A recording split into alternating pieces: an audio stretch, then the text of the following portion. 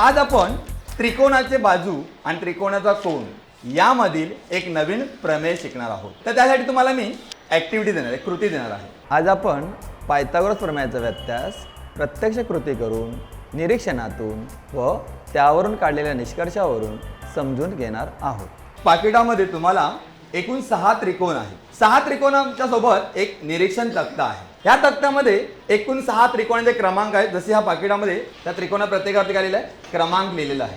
तर अशा प्रकारे 1 2 3 4 5 6 असे नंबर लिहिलेले त्रिकोण आहेत 6। अशा प्रकारे हा निरीक्षण तक्ता पूर्ण करायचा आहे। सुरुवातीला या कृतीसाठी त्यांची मोजमापे नोंदवण्यासाठी मुलांना एक वर्कशीट दिली। वेगवेगळ्या त्रिकोणांच्या बाजूंची लांबी व कोणांचे माप व बाजूंचे वर्ग यांची नोंद करावयाची होती। किती 8 सेंटीमीटर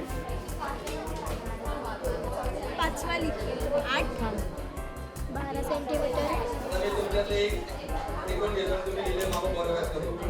13 सेंटीमीटर खाली 8 6 10 मोजला 5 वाली 12 12 13 आणि 8 13 13चा वर्ग 169 169 25 ने 144 लिहू का 25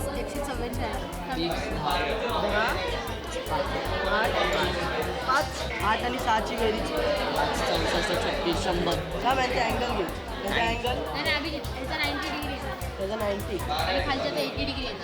स्तंभ x व y मधील संबंध म्हणजे बरोबर असेल तर बरोबर, म्हणजे आता 169 आणि 169 आहे ते इज इक्वल टू दे 169 मोठ्या बाजूच्या समोरील कोणाचे माप 80 6 पण उलट सुलट लिहिते। बघा याच्यावरून काय होतं माहिती आहे बघ, हे 90 डिग्री म्हणजे काटकोन हा म्हणजे काटकोन त्रिकोण पहिली साईड वर्ग पहिल्या साईडचा वर्ग आणि दुसऱ्या साईड बरोबर। सर्वांचा तक्ता निरीक्षण तक्ता पूर्ण झाला का भरून? आता निरीक्षण तक्त्यामधले काही वाचनं मी फळ्यावरती लिहिणार आहे। पहिल्या क्रमांकाचे वाचन सांग। 5 13 आणि 12 5 नंतर 13 13 नंतर 12 12। सर्वात मोठ्या बाजूचा वर्ग केला का? हां किती आलाय तो? 169 ती बाजू कोणती पहिली? 13 13। मग 13चा वर्ग किती आला? 169। उरलेल्या बाजूंच्या वर्गांची बेरीज म्हणजे अधिक 12चा वर्ग अधिक 12चा बरोबर किती आलाय तो? 169 169। नंतर सर्वात मोठ्या बाजूवर कोण लिहिलाय का तू? किती लिहिलाय तो? 90 90 अंश। किती आहे तो? 90 अंश। ह्या x आणि y मध्ये संबंध तू लिहिलाय का? काय लिहिलंय तिथे? बरोबर बरोबर म्हणजे काय बरोबर आहे? त्यांची मापं बरोबर आली। कोणाची माप बरोबर आलेली आहेत? स्तंभ x स्तंभ x आणि स्तंभ y। मग मी थोडक्यात लिहितो x बरोबर y। मुलांनी काढलेले मोजमापे मी फळ्यावर नोंदवली। हे झाल्यानंतर मोठ्या बाजूचा वर्ग व बाकीच्या 2 बाजूंच्या वर्गांची बेरीज यांच्या संबंधावर मुलांचे लक्ष केंद्रित केले। ज्या त्रिकोणांमध्ये या 2 घटकांची किंमत समान होती तेव्हा तो काटकोन त्रिकोण असतो हे ओळखण्यास प्रवृत्त केले व यावरूनच त्यांना पायथागोरस प्रमेयाच्या व्यत्यासाकडे वळविले। मग आता तक्त्याचं निरीक्षण केल्यानंतर तुम्हाला या तक्त्यामध्ये काही खास दिसतंय का? हा त्रिकोण क्रमांक 1 3 आणि 5 हे काटकोन त्रिकोण आहेत। का काटकोन त्रिकोण आहेत ते? त्या त्रिकोणांची मापं 90 अंश आहे। त्याने सांगितलेलं बरोबर आहे। असं का होतंय? कारण त्याचे x स्तंभामधील किंमत आणि y स्तंभामधील किंमत एकरूप असले एकरूप आहे, इक्वल आहेत, समान समान आहेत। बघा हे x आणि y मध्ये संबंध पहिल्या त्रिकोणामध्ये, तिसऱ्या त्रिकोणामध्ये आणि 5व्या क्रमांकामध्ये x आणि y मध्ये संबंध समान आहे। आता x आणि y इथे 3 याच्यामध्ये बरोबर आहेत म्हणून 90 आहे। बाकीच्या बाबतीत काय झालंय का? असं बाकीच्या बाबतीत काय घडलेलं आहे सांगा बघू? त्रिकोण क्रमांक 2 मध्ये स्तंभ x आणि स्तंभ z y मधील किमती सेम नाहीयेत, म्हणजे समान नाहीये, समान नाहीये। त्यामुळे दुसरा त्रिकोणाचा बेरीज आणि z मध्ये आहे 78 हे आली आहे। कोणाचं माप 78 अंश आहे। हा हा आणि चौथ्यामध्ये काय आलंय? परत पुन्हा x आणि y समान आहे का? नाहीये। मग त्यामुळे कोणा माप किती आलं? 110 अंश। इथे बघ 6व्या ह्याच्यामध्ये पण तसंच झालंय, x आणि y ची किंमत समान नाहीये आणि म्हणतो माप किती आलेलं आहे 80 अंश आले। जेव्हा x आणि y मध्ये संबंध समान येतोय त्यावेळेला त्या बाजूसमोरील कोण म्हणजे तो त्रिकोण काटकोण असतो. म्हणजे कोणत्या बाजूसमोर कोण काटकोण आहे तो? मोठ्या बाजूसमोर कोण काय आहे? काटकोण आहे. इथे या ठिकाणी काय निष्कर्ष काढू शकतो आपण याच्यामध्ये?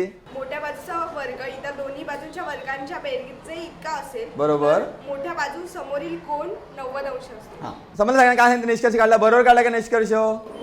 आपण या अगोदर काटकोण त्रिकोण अभ्यासलेला आहे बघा. हा त्रिकोण ABC आहे. ह्या त्रिकोण ABC मध्ये समजा मी AB बाजू दिली तुम्हाला आणि BC बाजू दिली तर तुम्ही AC ची किंमत काढू शकता का?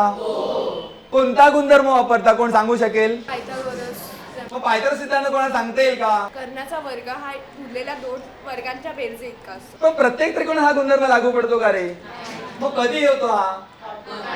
जेव्हा काटकोण त्रिकोण असेल तेव्हाच. मग काटकोण त्रिकोण घेऊन वाक्य तयार करता येईल का तुम्हाला? कोण सांगू शकेल? जेव्हा एखादा पण काटकोण त्रिकोण असतो तेव्हा त्या काटकोण त्रिकोणाच्या कर्णाचा वर्ग हा त्याच्या उरलेल्या दोन बाजूंच्या बेरजेच्या वर्गाच्या बेरजे इतका असतो. याला आपण काय म्हणतो? पायथागोरसचे प्रमेय. आता आपण काय गुणधर्म शोधून काढला रे? जर मोठ्या बाजूचा वर्ग हा इतर दोन्ही बाजूंच्या वर्गाच्या बेरजे इतका असेल हा. तर मोठ्या बाजूसमोरील कोन 90 अंश असते. म्हणजे आपण जो गुणधर्म या ठिकाणी शोधून काढलेला आहे तो गुणधर्म म्हणजे काय आहे? पायथागोरसच्या प्रमेयाचा व्यत्यास आहे. मुलांना प्रमेयाचा व्यत्यास समजणे कठीण जाते. नुसत्या प्रमेयाच्या विधानावरून त्याचा खरा अर्थ उलगडत नाही आणि त्यामुळे त्यांचं लक्ष पाठांतराकडे जाते. जर एखाद्या कृतीद्वारे प्रमेयाचा व्यत्यास मांडला तर त्यांना ते समजणे सोपे जाते. जसे आज पायथागोरस प्रमेयाच्या व्यत्यासाच्या कृतीवरून मुलांना दिलेल्या त्रिकोणाच्या बाजूंच्या लांबीवरून तो त्रिकोण काटकोण त्रिकोण आहे की नाही हे लगेच ओळखता आले.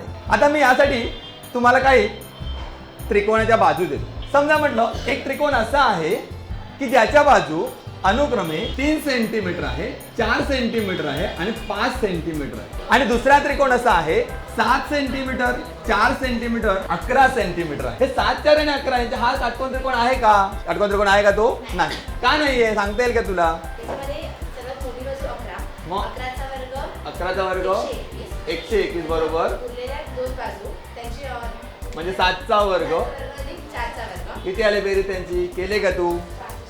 किती येते? 65 बरोबर.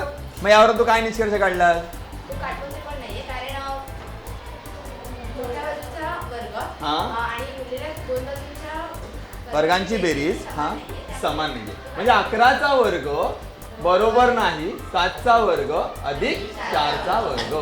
आणि त्यामुळे आपण असा निष्कर्ष काढला की हा काटकोण त्रिकोण नाही. पुढे आपल्याला रिझन देऊ शकते का? काय नाही हा काटकोण त्रिकोण?